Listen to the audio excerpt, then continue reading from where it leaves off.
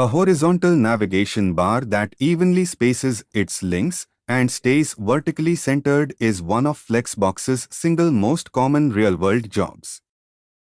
Before we touch any code, here's the whole idea in a few facts. A navbar's outer container becomes display, flex, with justify content, space between splitting logo and links apart.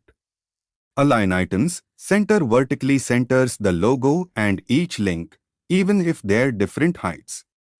Gap adds consistent spacing between flex items without needing individual margins on each one. Opens the nav container rule. Establishes the flex layout. Pushes the logo and links apart to opposite ends.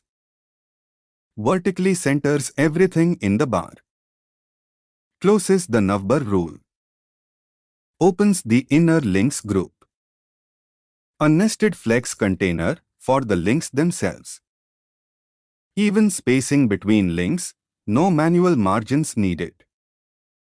Closes the links rule. Here's the real difference.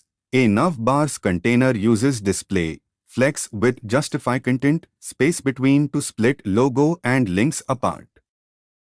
A navbar's container uses display, flex with justify content, space between to split logo and links apart.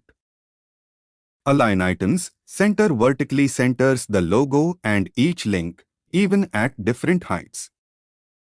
Gap adds consistent spacing between flex items without needing individual margins on each one. Try building a navbar with a logo on the left and 3 links on the right using Flexbox.